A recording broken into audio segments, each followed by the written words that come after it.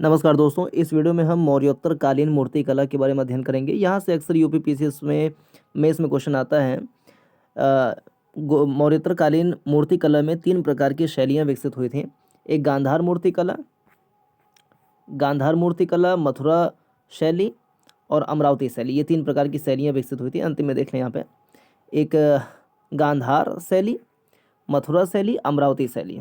ये तीन शैलियाँ मूर्ति कला की शैलियाँ हैं जो मौर्य काल के बाद विकसित हुई थी। इसमें क्या बेसिकली अंतर है, इसकी क्या सिद्धांत वगैरह है, किस क्षेत्र में विकसित हुआ था, इसकी क्या विशेषताएं हैं, यहाँ से प्रश्न पूछे जाते हैं। तो इनके बारे में एकदम सटीक अंतर वो पता रहने चाहिए।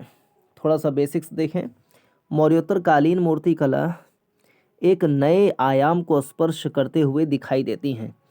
इस युग में कला को सरकारी संरक्षण के साथ साथ व्यापार वाणिज्य से समृद्ध हुए उन व्यवसायियों तथा सेठ साहूकारों का भी संरक्षण प्राप्त हुआ था जो विदेशी व्यापार से धन ही नहीं बल्कि वहां की कलात्मक रुचियों को भी साथ ला रहे थे। तो पहली बात यह कि मौर्योत्तर कालीन में जो मूर्तिकला विकास हुआ वो सरकारी संरक्षण के साथ साथ में व्यापार वाणिज्य करने वाले लोगों का भी हाथ रहा। वो धन से भी सहयोग किए या अनुदान किए, साथ में बाहर से जहाँ व्यापार वाणिज्य कर रहे थे, जहाँ से अंतर्राष्ट्रीय संबंध मतलब व्यापारिक संबंध बनाए हुए थे अंतर्राष्ट्रीय स्तर पे, वहाँ से भी जो कला या कुछ रुचियाँ जो वहाँ से लेकर के आए उसको भी मूर्ति कला में इंडल्ज करने का प्रयास किया। नवीन सामाजिक समूहों द्वारा इस काल में कला को प्रोत्साहन देने का एक परिणाम यह हुआ कि कला का विस्तार संपूर्ण भारत ही नहीं बल्कि इसकी परिधि के बाहर भी हुआ। इस काल में प्रस्तर को मूर्ति कला का आधार बनाया गया। ठीक, तो पत्थर की मूर्तियां बनाई गई। बाहरी संपर्क ने कला को अपने तरीके से प्रभावित किया जो मूर्ति कला की गांधार कला शैली के विकास से भी स्पष्ट होता है। तो गांधार कला शैली जो है मूर्ति कला की, ये बाहरी जो रुचियां हैं, बाहरी प्रभाव से भी प्रभावित रही है। मौर्योत्तर काल में मूर्ति कला की तीन प्रमुख शैलियां गांधार कला, मथुरा कला, अमरावती कला का विकास हुआ। ये तीनों शैलियां अपने अपने दृष्टिकोण से उत्कृष्ट थीं तथा भारतीय शिल्प कला में इन सभी को श्रेष्ठ स्थान प्रदान किया गया है। अब एक एक देखें गांधार मूर्ति कला क्या है। इत्मीनान से पढ़ते हैं। गांधार मूर्ति कला शैली को ग्रीको रोमन, ग्रीको बुद्धिस्ट अथवा हिंद यूनानी कला के नाम से भी जाना जाता है।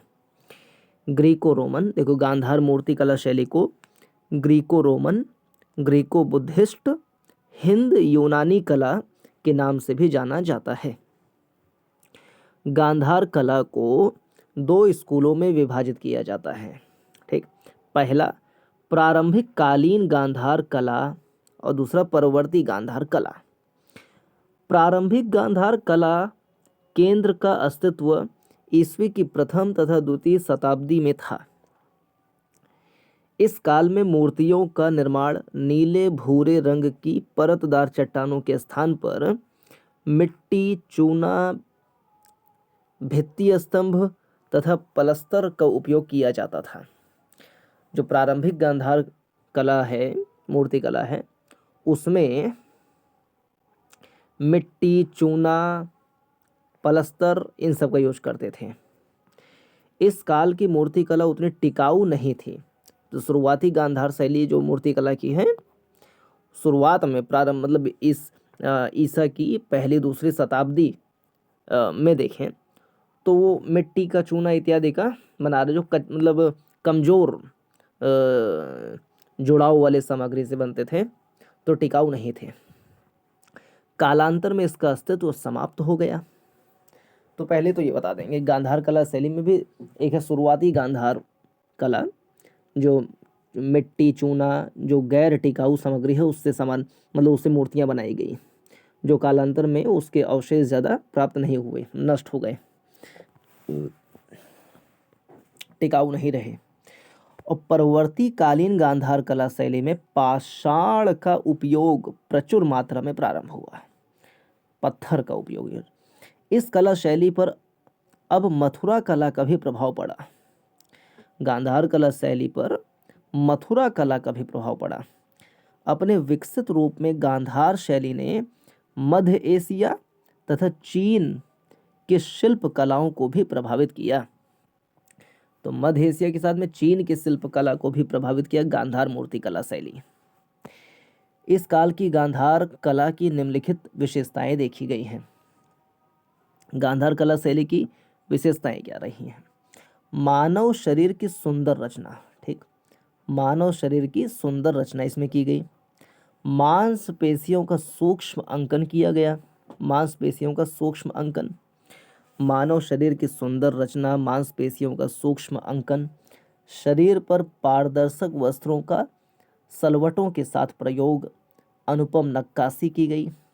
तो पारदर्शक वस्त्रों का सलवटों के साथ प्रयोग किया गया, अनुपम नक्काशी। गांधार कला में अधिकांशतः बुद्ध की मूर्तियों का निर्माण हुआ। इसमें बुद्ध की मूर्तियों को इतना सुंदर बनाने का प्रयत्न किया गया है कि यह यूनानियों के सौंदर्य देवता अपोलो की अनुकृति लगती है। गांधार कला शैली में बोधिसत्वों को कलापूर्ण मुकुटों तथा आभूषणों के साथ राजकीय वेशभूषा में प्रदर्शित किया गया है।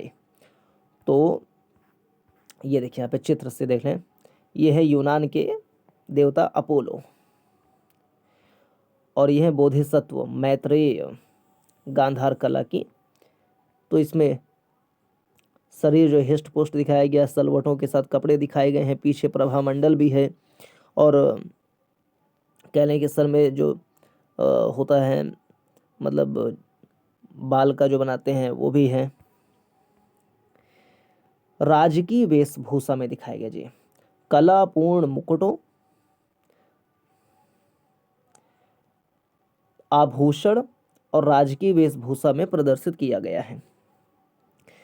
गांधार कला में उनकी शैली तकनीकों का एक मिश्रण मानी जाती है, जो धोती की कड़ी, चिड़िया की पूंछ जैसी परतों में हैड्रियन के काल की अत्तिक शैली का अनुकूलित रूप मानी जाती है। बोधिसत्व सिद्धार्थ को खड़ा हुआ ध्यान की मुद्रा में और उपासकों के साथ भी प्रदर्शित किया गया है। धोती पहने अधिकांश बोधिसत्व प्रतिमाओं में लहरदार शिकनें दिखाई पड़ती हैं, जो सर्पिक तथा नुकीली शिकनों का एक विशेष प्रकार का मिश्रण है। ये सब फालतू बातें क्या लिख। गांधार कला में बुद्ध को मैत्रेय प्रकार का निर्माण सर्वाधिक दिखाई पड़ता है। मैत्रेय कौन है? तो भावी बुद्ध, जो आने वाले बुद्ध हैं, उनको कहते हैं मैत्रेय। गांधार कला में बुद्ध के मैत्रेय प्रकार का निर्माण सर्वाधिक दिखाई पड़ता है, जबकि इसके साथ अवलोकितेश्वर, पद्मपाणि, मंजूश्री आदि की प्रतिमाएं भी निर्मित की गई हैं। मैत्रेय सर्वाधिक देखा गया है, बुद्ध का मैत्रेय प्रकार का रूप। इसके अलावा अवलोकितेश्वर, पद्मपाणि, मंजूश्री आदि की प्रतिमाएं भी बनाई जाती थी। गांधार मूर्तिकला शैली का चरम विकास कुषाण काल में हुआ दिखता है। इस काल की कुछ मूर्तियों में प्रमुख हैं हाथ में कमल का फूल लिए बोधिसत्व की बहुसंख्य प्रतिमाएं, सीकरी से प्राप्त कुबेर की विशाल प्रतिमा, ठीक है। तो ध्यान रहिए कि फतेहपुर सीकरी जो है आगरा में, वहाँ से गांधार शैली की भी मूर्तियाँ प्राप्त हुई हैं, जिसमें उसे मूंछों वाले एक प्रतिष्ठित व्यक्ति के रूप में उकेरा गया है तथा एक यूरोपीय ढंग की चौकी पर बैठाया गया है। एक नरभक्षी राक्षसी का, जो बौद्ध धर्म में दीक्षित हो गई है, उसके बच्चों के साथ चित्रण। तो एग्जाम्पल जो है लिख सकते, गांधार शैली में कौन कौन से मिले हैं मूर्ति वगैरह। तो भाई एक मिला है कि नरभक्षी राक्षसी के मिला है, इसको ध्यान रखिए। गांधार शैली में नरभक्षी राक्षसी का उसके बच्चों के साथ है। कुछ विदेशी देवताओं का चित्रण भी जिसमें एथिना रोमा, हिरपोकेटिज, फैरो, तो ये नाम सही है फैरो, लेकिन एथिना रोमा, फैरो, ये सब विदेशी देवताओं को भी मूर्तियां मिली हैं। अब आता है मथुरा कला शैली। मौर्योत्तर काल में भारतीय मूर्ति कला के रूप में मथुरा कला शैली का व्यापक विकास हुआ है। इस शैली के मूर्तिकारों ने विभिन्न देसी परंपराओं के सम्मिश्रण से इस कला शैली को जन्म दिया है। इस शैली के मूर्तिकारों ने विभिन्न देसी परंपराओं के सम्मिश्रण से इस कला शैली को जन्म दिया है।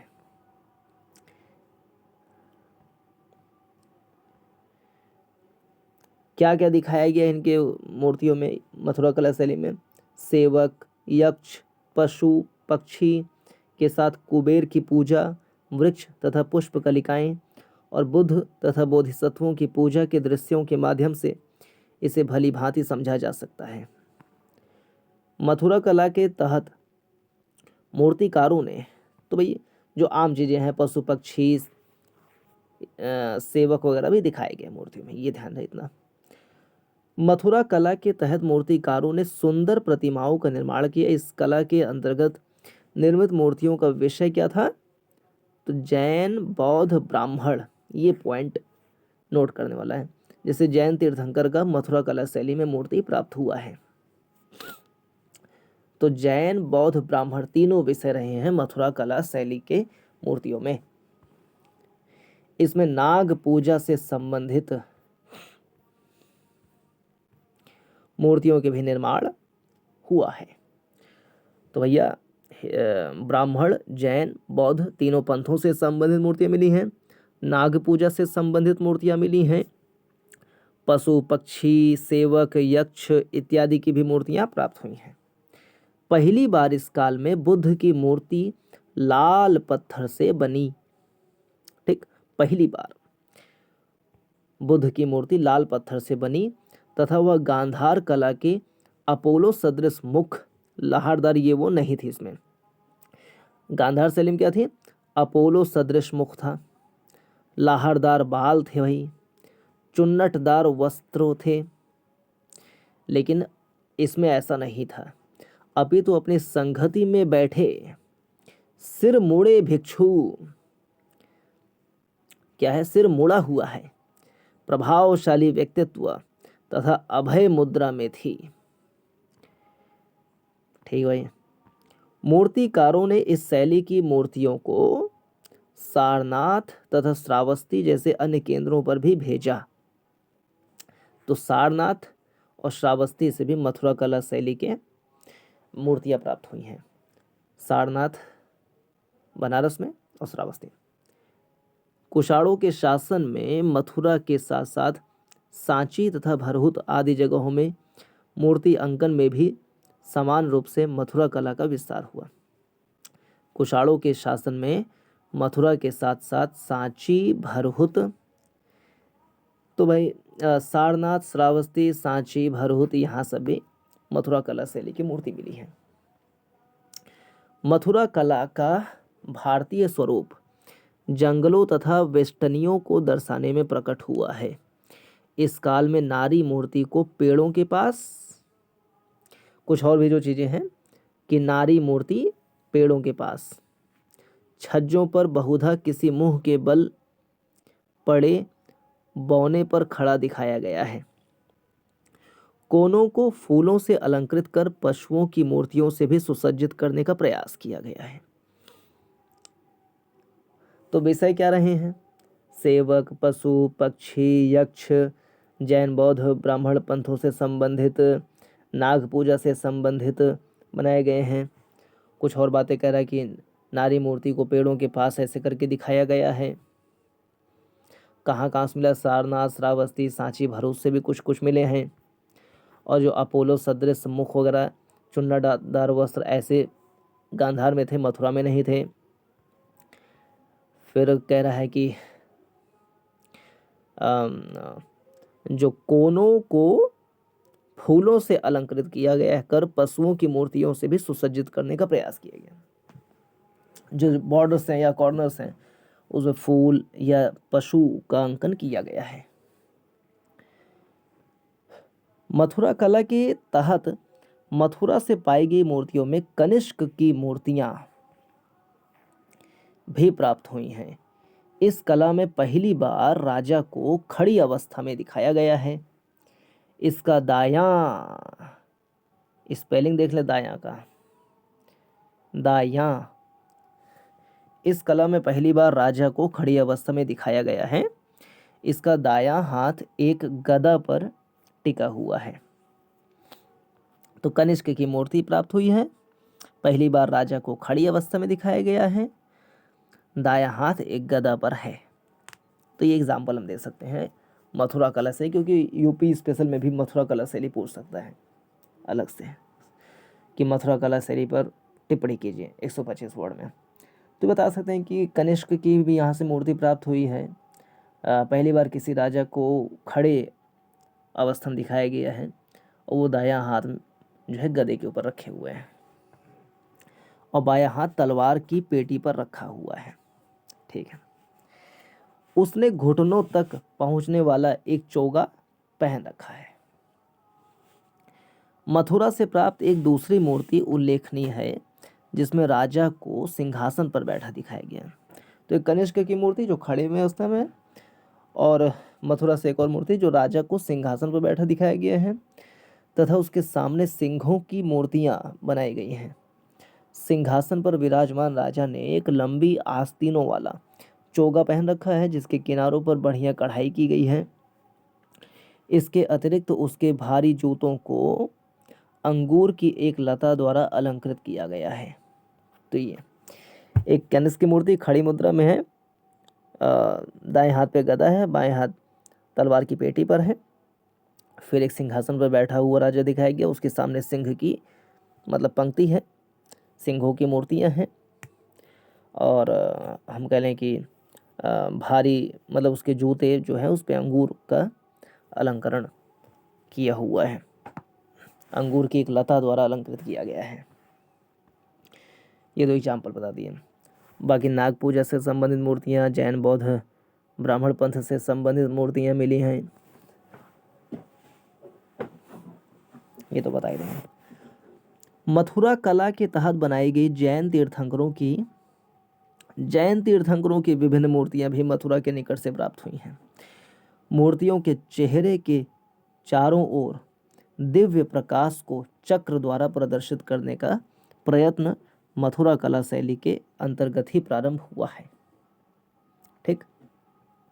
मूर्तियों के चेहरे के चारों ओर दिव्य प्रकाश को चक्र द्वारा प्रदर्शित करने का प्रयत्न मथुरा कला शैली में किया गया। तो चक्र का प्रयोग, कुछ विशेषताएं में ये सब लिख सकते हैं कि चेहरे के सामने चक्र का प्रयोग, जो प्रकाश मतलब मूर्तियों के चेहरे के चारों ओर दिव्य प्रकाश को चक्र द्वारा प्रदर्शित किया गया है। इस प्रकार मथुरा शैली ने भाव, भावना तथा शारीरिक सौंदर्य सभी को प्रदर्शित करना प्रारंभ किया, जिसके कारण कला धार्मिक विचार तथा शारीरिक सुख दोनों की अभिव्यक्ति का साधन बन सकी। मथुरा के बुद्ध प्रतिमाओं की विशेषताएं पूछ ले एग्जाम में अलग से, यूपी स्पेशल में।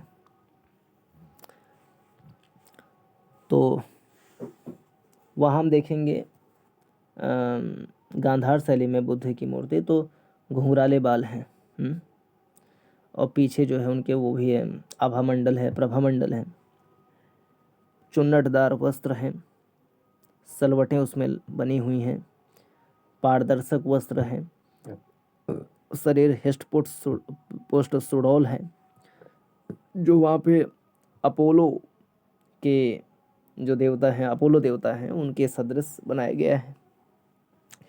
ये सब विशेषताएं बताएंगे उसमें। मथुरा की बुद्ध प्रतिमाओं की विशेषताएं क्या है? मंडित मस्तक, सिर मुंडा हुआ, ऊपर की ओर घुमावदार एक लट से शोभित ऊषणीश, ऊर्ण या दोनों भौहों के मध्य बना एक छोटा सा चिन्ह। ठीक है। विशाल एवं चौड़ी छाती, बहुधा बायां कंधा वस्त्र से ढका हुआ, दाहिना हाथ अभय मुद्रा में ऊपर उठा हुआ है। तो अभय मुद्रा में दाहिना हाथ है, बाहिने कंधे पे वस्त्र है, बायां हाथ आसनस्थ मूर्तियों में जांघ पर तथा खड़ी प्रतिमाओं में वस्त्र के छोर को पकड़कर मुट्ठी बांधे हुए शरीर से चिपका हुआ तथा बाएं कंधे व निचले भाग पर सिकुड़नों से शोभित वस्त्र, कमर में गांठ पड़ी हुई पट्टी या काया बंधन, पूरी खुली हुई आंखें तथा स्मित युक्त मुख, हंसमुख। तो आंखें पूरी खुली हुई है, हंसमुख चेहरा दिखाया गया है, आध्यात्मिक भाव दिखाए गए हैं, दोनों पैरों का समान रूप से सीधे रहना, कभी कभी उनके बीचों बीच कमल कलियों का गुच्छ या प्रभामंडल दृष्टिगोचर होता है। मथुरा कला में बुद्ध तथा जैन तीर्थंकरों की मूर्तियों के सादृश्य ब्राह्मण धर्म तथा नाग पूजा से जुड़ी मूर्तियों का भी भरपूर निर्माण हुआ। यहाँ पर निर्मित ब्राह्मण धर्म की मूर्तियों का काल निश्चित नहीं है। इसमें शिव का चित्रण पार्वती के साथ या अकेले चतुर्भुज रूप में अथवा अर्धनारीश्वर के रूप में हुआ है। अर्धनारीश्वर के रूप में हुआ है। इसमें शैली में शिवलिंग का भी निर्माण किया गया है। तो अर्धनारीश्वर शिवलिंग के रूप में शिव की वो है मूर्ति, तथा इसके ऊपर लेख भी अंकित किया गया। कहीं कहीं स्कंद तथा गणेश को भी साथ लिया गया है। मथुरा कला में विष्णु को भी प्रमुख स्थान दिया गया। तो शिव को अर्धनारीश्वर के रूप में, शिवलिंग के रूप में विष्णु को स्थान मिला हुआ है तथा उसका चित्रण विभिन्न अवस्थाओं में किया गया है। विष्णु की एक अष्टभुज प्रतिमा लक्ष्मी के साथ कमल पर विराजमान मिली है। तो ये एग्जाम्पल ध्यान रखें विष्णु जी का कि अष्टभुज 8 भुजाएं हैं। विष्णु की एक अष्टभुज प्रतिमा 8 भुजाएं लक्ष्मी के साथ कमल पर विराजमान, कि विष्णु जी कमल पर विराजमान हैं, 8 भुजाएं हैं और लक्ष्मी के साथ बैठे हैं। कुबेर के साथ राज लक्ष्मी, तो इसका भी मूर्ति है। वसुंधरा, कात्यायनी, महिषासुर मर्दनी, इसको ध्यान रखें। महिषासुर मर्दनी जो है वो मथुरा कला शैली की ही मूर्ति है तथा सप्त मातृकाओं का भी चित्रण मथुरा कला में किया गया। तो शिव, विष्णु, शिव का अर्धनारीश्वर के रूप में, शिवलिंग के रूप में। इसके पहले नाग पूजा वाला देख, नाग पूजा से संबंधित मूर्तियां भी मिली हैं। शिव का अर्धनारीश्वर और शिवलिंग के रूप में, विष्णु का कमल पे विराजमान 8 भुजाएं हैं उनकी और लक्ष्मी के साथ, फिर लक्ष्मी और कुबेर के साथ मूर्ति ऐसे मिली है। फिर महिषासुर मर्दिनी की मूर्ति, ये सब है। मथुरा कला शैली की मूर्तियों का गहरा सामाजिक सरोकार भी दिखता है। मूर्तियों में मद्यपान के दृश्य बलात् ध्यान आकर्षित करने वाली उस विषयासक्ति से शून्य नहीं है जो कुषाणकालीन कला की अपनी विशेषता है। तो मद्यपान के दृश्य दिखाए गए हैं, ये भी ध्यान रहे भाई। तो सामाजिक सरोकार भी रहा है, जैसे कि मद्यपान के दृश्य दिखाए गए हैं, यानी विषयासक्ति। मद्यपान के दृश्य दिखे मतलब कि विषयासक्ति दिखाते हैं कि नशा वशा लोग करते थे। मथुरा कला में नग्नता, ये सब भी चित्र हैं। तो मथुरा, ये सब विशेषताओं में ध्यान रहे अच्छे से। मथुरा कला में नग्नता, श्रृंगार, नृत्य, संगीत, सभी भावों का ईमानदारी से चित्रण किया गया है। नग्नता, श्रृंगार, नृत्य, संगीत। तो ये नृत्य, संगीत, श्रृंगार, नग्नता, ये सब का चित्रण हुआ है। मथुरा के पास महोली से प्राप्त एक मूर्ति में संपूर्ण परिवार को उकेरा गया है। इसमें केंद्रीय प्रतिमा गृह स्वामिनी की है, जो संभवतः भावातिरेक मनोदशा में आधी घुटनों के बल झुकी हुई है। उसके पति ने बाह पकड़कर उसे संभाला हुआ है ताकि वह आगे की ओर न गिर पड़े। बाईं ओर एक छोटी लड़की मदिरा का प्याला संभाले हुए है तथा वह स्त्री उस प्याले को अपनी छाती से लगाए हुए है। पीछे की ओर एक सेविका खड़ी है।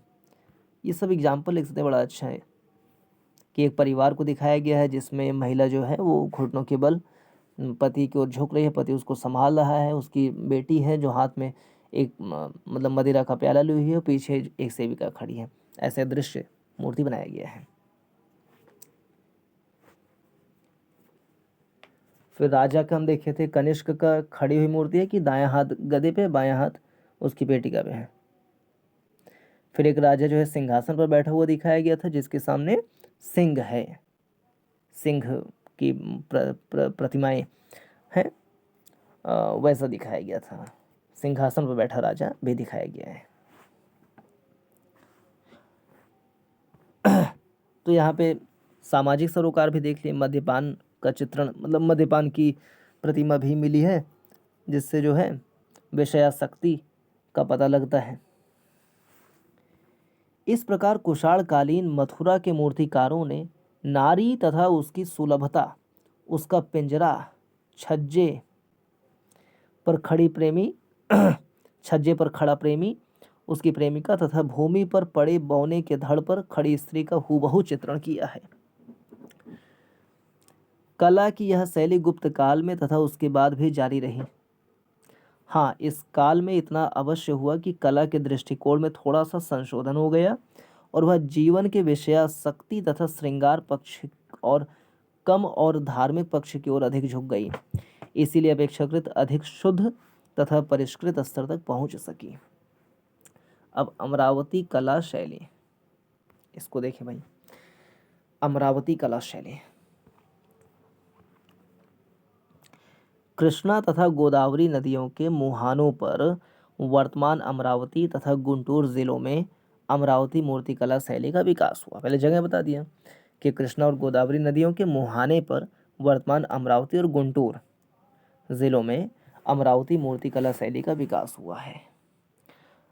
अमरावती शैली भरहुत, गया तथा सांची कला को बाद की गुप्त एवं पल्लव कला से जोड़ने वाली कड़ी है।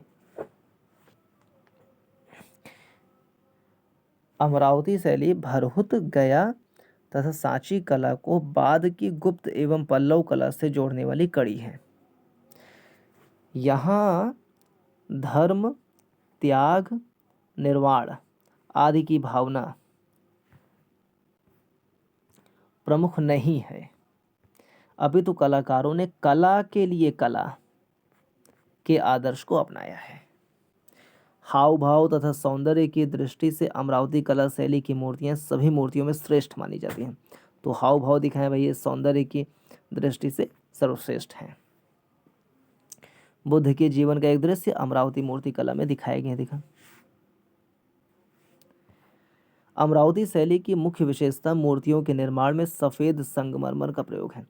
तो इसके बारे में क्या लिख सकते हैं कि कला के लिए कला के सिद्धांत पे काम हुआ, हाव भाव दिखाए गए, सौंदर्य की दृष्टि से मतलब अमरावती कला शैली की मूर्तियां सभी मूर्तियों में श्रेष्ठ मानी जाती हैं। अमरावती शैली की मुख्य विशेषता मूर्तियों के निर्माण में सफेद संगमरमर का प्रयोग है। कुल मिलाकर मथुरा तथा अमरावती मूर्तिकला शैलियों ने कुल मिलाकर मथुरा तथा अमरावती मूर्तिकला शैलियों ने कला के उस अध्याय को समाप्त कर दिया जो भरहुत, गया तथा सांची से प्रारंभ हुआ था। जहां मथुरा मूर्तिकला शैली में शारीरिक सौंदर्य प्रधान हो गया और मनुष्य को प्रकृति का एक भाग मानने की बजाय एक पृथक स्थान प्रदान किया गया, वहीं अमरावती मूर्तिकला शैली उससे भी एक कदम आगे बढ़ गई। वस्तुतः मथुरा शैली के अंतर्गत बनी हुई स्त्री मूर्तियां सुंदर तथा प्रभावपूर्ण होते हुए भी भोग विलास की लालसा से पूर्ण नहीं दिखती, जबकि अमरावती कला शैली की स्त्री मूर्तियां अपने सौंदर्य के साथ साथ भोग विलास के भाव को भी परिपोषित करती दिखती हैं। इस कला के माध्यम से भारतीय कला पहली बार मनुष्य के शारीरिक तथा भावनात्मक आवश्यकता के निकट हुई तथा उसने धर्म प्रधान के स्थान पर मनुष्य प्रधान बनने का प्रयत्न किया। कला में इस परिवर्तन का मुख्य कारण भारतीय समाज का व्यवसाय प्रधान होना था। दक्षिण भारत इस प्रवृत्ति के विकास में और आगे था, क्योंकि पश्चिमी व्यापार वाणिज्य ने कृषि आधारित सामाजिक ढांचे पर अपनी श्रेष्ठता साबित कर दी थी। बाद में उत्तर भारत के आर्थिक ढांचे में भी जब परिवर्तन हुआ, तो इस आर्थिक परिवर्तन ने भारतीय कला को प्रभावित करके शारीरिक सौंदर्य और कला को कला के लिए निर्माण करने में प्रोत्साहन दिया तथा मूर्ति कला की प्रगति को संभव बनाया। तीनों में अंतर देख लें अब अच्छे से। गांधार में यूनानी, ईरानी, रोमन कला का इस पर व्यापक प्रभाव है, अतः इसे इंडो यूनानी या हेलेनिस्टिक कला भी कहा जाता है। मथुरा वाला यह विशुद्ध स्वदेशी कला शैली है, इस पर कोई बाह्य प्रभाव नहीं पड़ा। अमरावती यह भी विशुद्ध स्वदेशी शैली है और इस पर कोई बाह्य प्रभाव नहीं पड़ा है। निर्माण सामग्री, गांधार कला में नीले धूसर बलुआ पत्थर का इस्तेमाल हुआ तथा बाद में प्लास्टर का प्रयोग भी किया गया। नीले धूसर बलुआ पत्थर, यह मथुरा कला में सीकरी के लाल बलुआ चित्तीदार पत्थर या श्वेत चित्तीदार पत्थर, लाल बलुआ पत्थर कह लें, सीधी सी बात। अमरावती शैली में सफ़ेद संगमरमर का प्रयोग हुआ है। तो यहाँ पे नीले धूसर बलुआ पत्थर, यहाँ पे लाल बलुआ पत्थर, यहाँ पे सफ़ेद संगमरमर का प्रयोग। ओके, फिर आगे धार्मिक प्रभाव देखें। मुख्य रूप से बौद्ध धर्म से संबंधित और यूनानी रोमन देवताओं से प्रभावित। इसका संबंध जैन बौद्ध ब्राह्मण से संबंधित है। यह मुख्यतः बौद्ध धर्म से संबंधित है। यहाँ लोक कलाओं का प्रभाव है। संरक्षण, कुषाण शासकों के संरक्षण में, कुषाण शासकों के संरक्षण में, सातवाहन शासकों के संरक्षण में। ओके, विकास क्षेत्र, इसका विकास उत्तर पश्चिमी क्षेत्रों में हुआ है, जो आज वर्तमान अफगानिस्तान पाकिस्तान में पड़ता है। यह मुख्यतः मथुरा, सोंख, कंकाली टीला जैन मूर्ति कला हेतु प्रसिद्ध है। कंकाली टीला जो है तो मथुरा मुख्य रूप से ध्यान रखें, ब्रज क्षेत्र। दक्षिण भारत में कृष्णा गोदावरी नदी के निचले हिस्सों में, गुंटूर जिले, अमरावती जिले में, नागार्जुनकोंडा में इसका विकास हुआ है। ठीक है, विशेषताएं बुद्ध की मूर्ति का देख लें, ये भी इंपॉर्टेंट चीज़ है। इसमें बुद्ध आध्यात्मिक अवस्था में बड़े बड़े बालों के साथ दर्शाए गए, तो आध्यात्मिक अवस्था इसमें ये ध्यान रहे। आभूषण युक्त बुद्ध को योगी मुद्रा में बैठे दिखाया गया है। आध्यात्मिक अवस्था में योगी मुद्रा में है, आभूषण युक्त हैं, जिसमें उनकी आधी आँख बंद और आधी आँख खुली, यानी ध्यान लगाए हैं। मूछ सहित ललाट पर उरड़ा भावरी और चप्पल पहने बुद्ध को सर्वज्ञानी के रूप में प्रदर्शित किया गया है। यहाँ देखें, मथुरा शैली में बुद्ध प्रायः वस्त्र रहित, बाल विहीन, मूछ विहीन, अलंकार विहीन किंतु प्रभामंडल युक्त प्रदर्शित किए गए। तो वस्त्र रहित, बाल विहीन, मूछ विहीन, अलंकार विहीन किंतु प्रभामंडल युक्त समस्त प्रचलित मुद्राओं में बुद्ध को काफ़ी प्रसन्नचित्त दिखाया गया है। यहाँ भी बुद्ध को विभिन्न आसनों में मथुरा ज्ञान से युक्त प्रदर्शित किया गया है। अमरावती शैली में बुद्ध के व्यक्तिगत चित्रण पर कम ध्यान दिया गया है। चूँकि मूर्ति कला भी कथा कहानी को प्रदर्शित करने का एक जरिया है, इसलिए अमरावती शैली में बुद्ध के पूर्व जन्म और जातक कथा की मूर्तियों को बनाया गया। तो पूर्व जन्म और जातक कथा की मूर्तियों को बनाया गया। यह लोक कला के ज़्यादा करीब प्रतीत होती है। देख लें यहाँ पे चित्र भी, गांधार मूर्ति कला में चित्र देख लें। इसे सर पे जूड़ा है, बाल जो है लंबे लंबे हैं, कान देखिए लंबे हैं, आँख आधी खुली, आंखें बंद है, ध्यान को प्रदर्शित करती है। बीच में जो है बिंदी सा लगा, उरड़ा इसको कहते हैं, भौरा। और ये भी है कि ध्यान की मुद्रा में बैठे हुए हैं, पद्मासन की मुद्रा में बैठे हुए हैं, ध्यान की मुद्रा में, ये देख सकते हैं। फिर मथुरा कला शैली देख लें, तो बाल देखिए मुंडा हुआ है, खड़े हुए हैं, नग्न हैं, अलंकार नहीं है। ठीक है, ये महिषासुर मर्दनी का है क्या। और अमरावती मूर्तिकला हम देख लें कि सब जो है ये पुरुष महिला सब ना भोग विलास वगैरह कर रहे होंगे, उसमें दिखाया गया है। तो इस वीडियो में इतना ही। नमस्कार, जय हिंद।